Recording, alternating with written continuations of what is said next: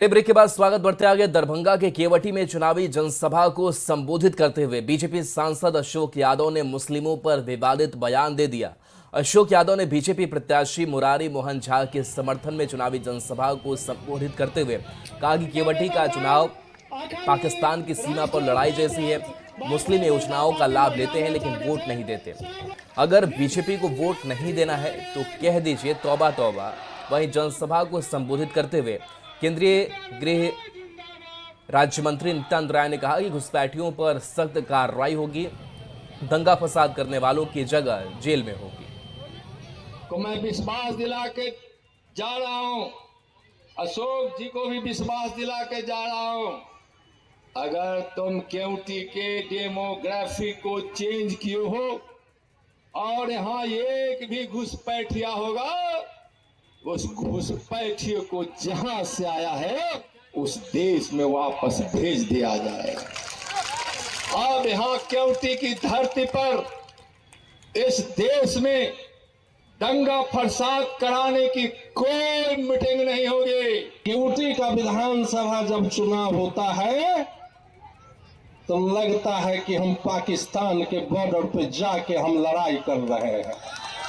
800 से 1100 लेते हो लेकिन वोट नहीं देते हो, तो मैं कहता हूं कि कह दो तौबा तौबा, ये लाभ हम नहीं लेंगे भाइयों। कह दो तौबा तौबा, ये लाभ नहीं लेंगे।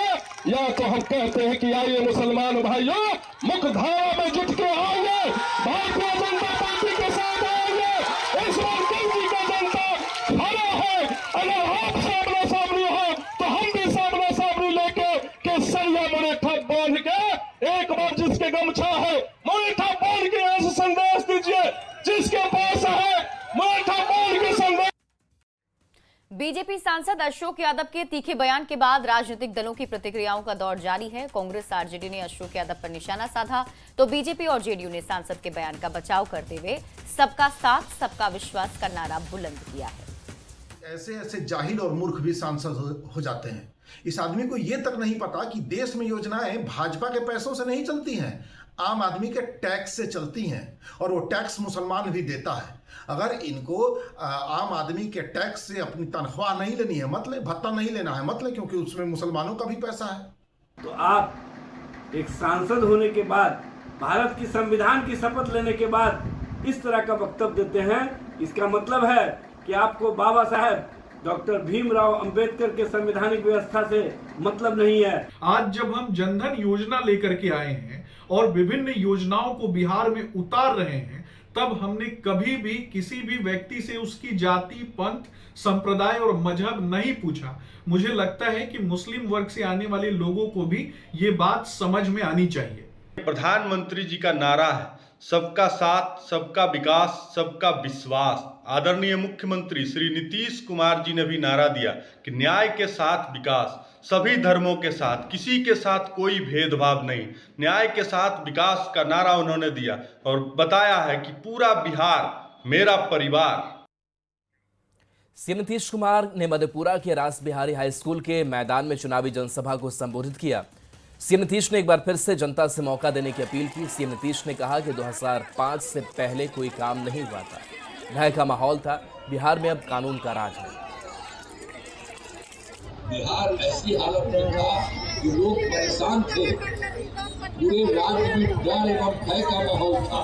पहले भी कर दिए, सभी जानेंगे, समाज में विवाद होता था, न सही ढंग से पढ़ाई की व्यवस्था थी, न इलाज की, न बिजली की, न सड़क की।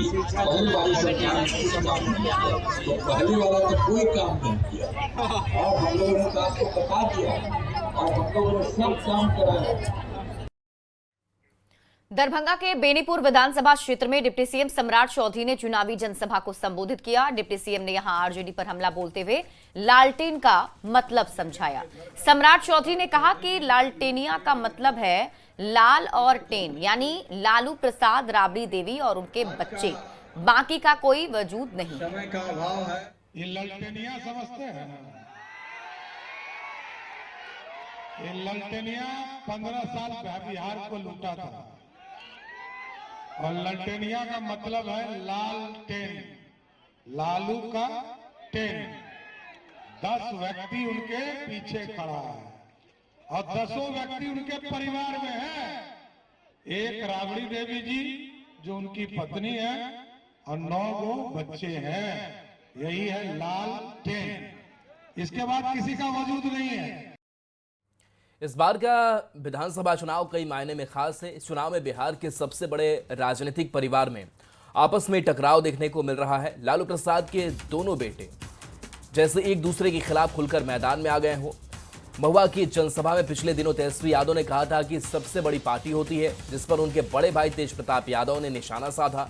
सोशल मीडिया एक्स पर पोस्ट कर लिखा है कि किसी भी पार्टी से बड़ी हमारी आदरणीय जनता होती है और वही मालिक होती है। तेज प्रताप यादव ने तेजस्वी को नादान तक बता दिया है। तो देखिए ये पोस्ट सामने आया है। जनशक्ति जनता दल के प्रमुख हैं तेज प्रताप यादव और तेज प्रताप यादव ने इस पोस्ट के जरिए ये कहा है कि किसी भी पार्टी से बड़ी हमारी आदरणीय जनता मालिक होती है।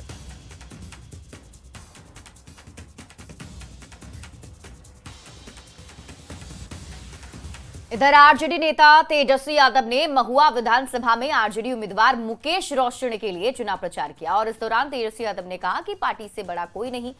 पार्टी और लालू प्रसाद ने मुकेश रोशन को टिकट दिया है। उन्होंने लोगों से मुकेश रोशन को जिताकर विधानसभा भेजने की अपील की। साथ ही अपील की कि उम्मीदवार को लेकर कोई कंफ्यूजन ना रखे। एक एक वोट जो है आप लोग लालटेन पर बटन दबा करके इनको भारी बहुमत से विजय बनाने का काम करें और तेजस्वी को एक मौका मिलेगा, सरकार बनाने का एक मौका दीजिएगा। आप लोग हाथ उठा करके बताइए, एक मौका आप लोग दीजिएगा। सरकार बनते ही जिस परिवार के पास सरकारी नौकरी नहीं है उस परिवार में एक सरकारी नौकरी तेजस्वी देने का काम करेगा।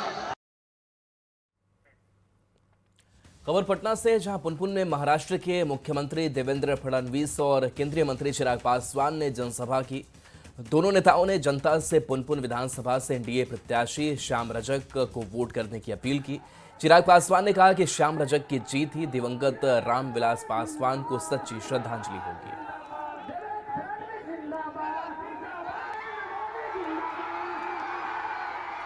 की तरफ से इनकी एक ऐतिहासिक भारी मतों वाली जीत मेरे पिता के लिए सच्ची श्रद्धांजलि होगी। जिस प्रकार से गंगा जी पर पुलिया बने हैं, जिस प्रकार से यहाँ पर इंजीनियरिंग मेडिकल कॉलेज बने हैं, जिस प्रकार से यहाँ पर अलग अलग प्रकार से विकास हुआ है, ये दिखाई पड़ा। मैं स्वयं आपको कहता हूँ, मैं 2020 में आता था तब का पटना का एयरपोर्ट और 2025 में आता हूँ तो एयरपोर्ट कितना अंतर है, रास्तों का अंतर देखिए। राहुल गांधी के मछली पकड़ने वाले वीडियो पर केंद्रीय मंत्री गिरिराज सिंह ने तंज कसा है और गिरिराज सिंह ने कहा कि जाल में फंसी मछली को पकड़ने से लोकप्रिय नहीं हो सकते हैं, लोगों का दर्द जानना पड़ेगा। तो गिरिराज सिंह की तरफ से भी आप देखिए हमला राहुल गांधी पर किया गया है।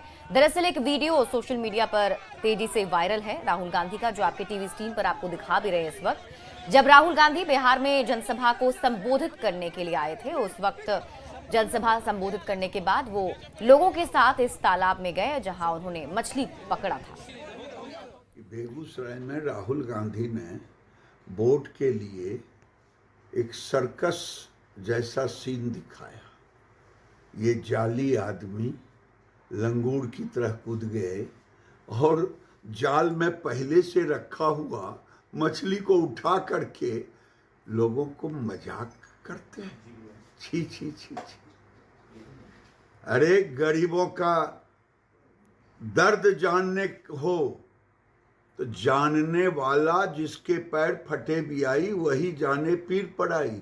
लंगूर की प्रधानमंत्री नरेंद्र मोदी चुनावी जनसभा को संबोधित करने के लिए भागलपुर आ रहे हैं। 6 नवंबर को शहर के हवाई अड्डा मैदान में प्रधानमंत्री का कार्यक्रम निर्धारित किया गया है।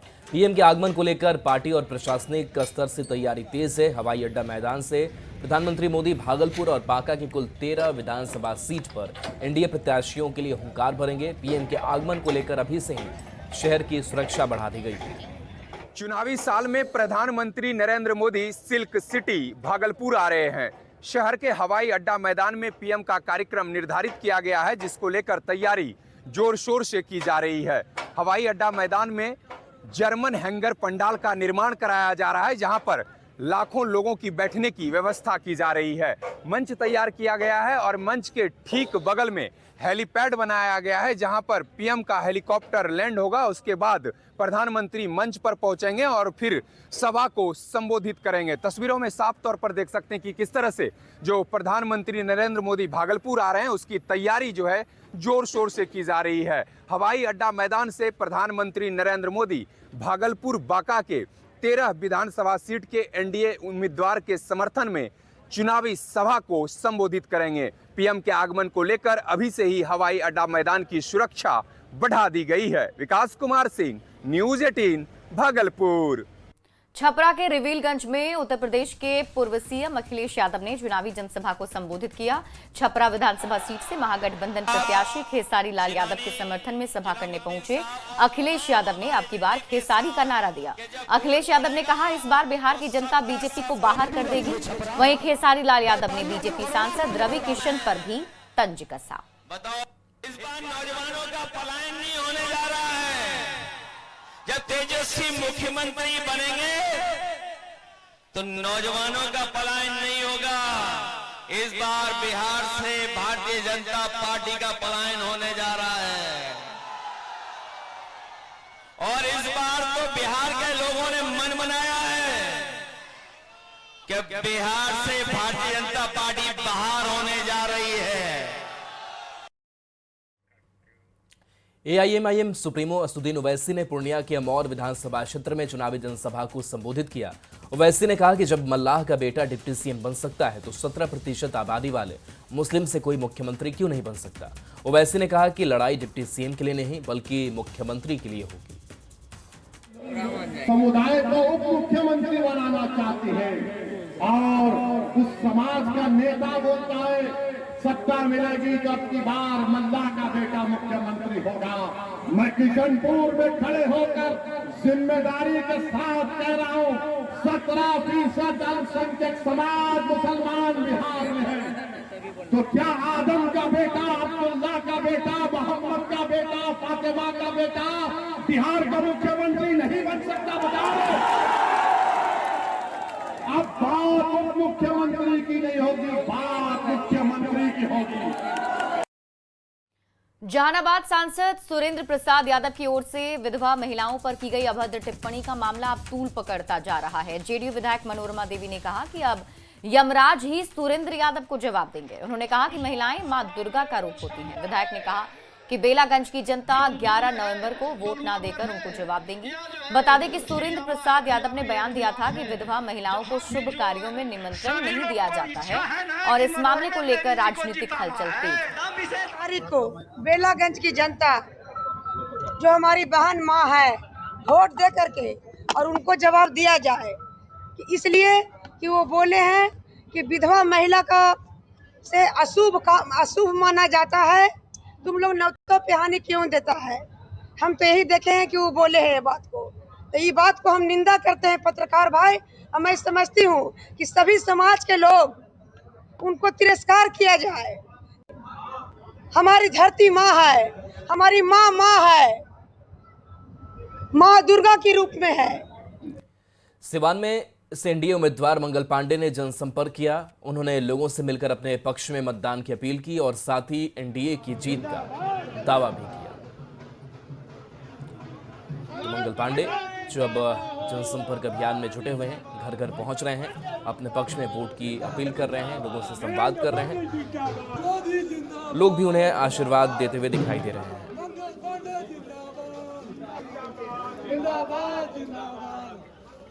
खबर आपको गोपालगंज से बताते हैं, जहां 6 नवंबर को मतदान होना है। निर्वाचन आयोग मतदान प्रतिशत बढ़ाने के लिए लगातार जागरूकता अभियान चला रहा है। आज कलेक्ट्रेट परिसर से डीएम पवन कुमार सिन्हा ने एलईडी स्क्रीन वाली वैन को रवाना किया, जो शहरी और ग्रामीण इलाकों में लोगों को मतदान के प्रति जागरूक करेगी। होर्डिंग पोस्टर और बैनर पोस्टर लगाया गया है। इस वक्त गोपालगंज के कलेक्ट्रेट परिसर से एलईडी। खबर औरंगाबाद से है, जहां नबीनगर विधानसभा क्षेत्र में जनसंपर्क अभियान जोरों पर है। वहीं गोमदाही गांव मूलभूत सुविधाओं से आज भी वंचित है।